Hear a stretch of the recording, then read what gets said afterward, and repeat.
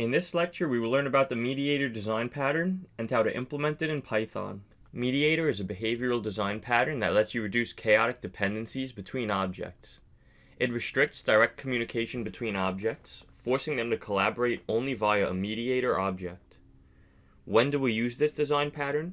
We use mediator when it's hard to change some of the classes because they are tightly coupled to several other classes. We also use this pattern when we can't reuse a component in a different program because it is too dependent on other components. Mediator also comes in handy when you find yourself creating tons of component subclasses just to reuse some basic behavior in various contexts. Let's look at the pros and cons of using the mediator design pattern. The advantages of this pattern are that it follows the single responsibility principle. It can introduce new mediators without having to change the actual components. It can reduce coupling between various components of the program, and we can reuse individual components more easily. The drawback of using this pattern is that over time, it can become a monolithic God object. Let's learn how to implement the mediator design pattern in Python. Up at the top of the code, we will type from ABC, import ABC. Next, we will create a class named friend.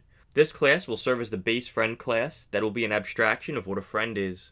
Inside of this class, we will define the init function that takes in two parameters, self and mediator, with mediator initialized to a value of none.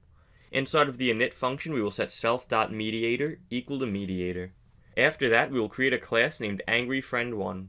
It will extend the friend class. Inside of this class, we will define a send function that takes in two parameters, self and message. Inside of this function, we will print out the statement friend1 send message, and then concatenate the message to the end of the string. After that, we will call mediator.sendMessage and pass in self as the first argument and message as the second argument. Next, we will define a receive function that takes in two parameters, self and message. Inside of the receive function, we will print out friend1 receive message and append the message to the end of the string. Next, we will create a class named angryFriend2. It will extend the friend class. Inside of this class, we will define a send function that takes in two parameters, self and message.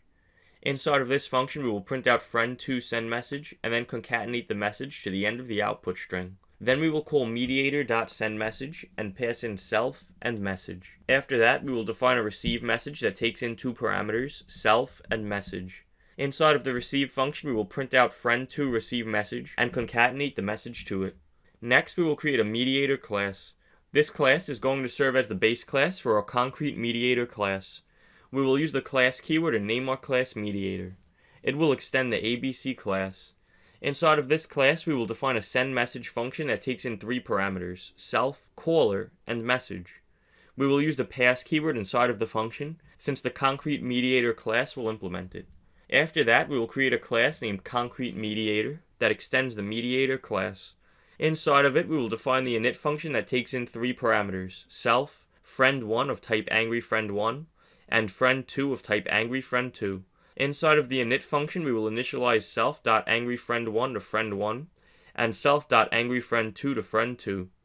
Then we will define a send message function. It will take in three parameters, self, caller, and message. If caller equals self.angryFriend1, we will call self.angryFriend2.receive and pass in the message. Else, we will call self.angryFriend1.receive and pass in the message. Now it's time to test our code. We will create a variable named friend1 and set it equal to an instance of the angryFriend1 class. Next, we will create a variable named friend2 and set it equal to an instance of the angryFriend2 class. After that, we will create a mediator variable and set it equal to an instance of the concrete mediator class with friend1 passed in as the first argument and friend2 passed in as the second argument. Then we will call friend1.send and pass in the string hi friend. After that, we will call friend2.send and pass in the string how are you. When we run the code, notice that friend1 sent the message hi friend. The mediator delivered this message to friend2, who received it. Then friend2 sent the message how are you to friend1, and the mediator delivered this message, and then friend1 received it. In the next lecture, we will learn about the memento design pattern and how to implement it in Python.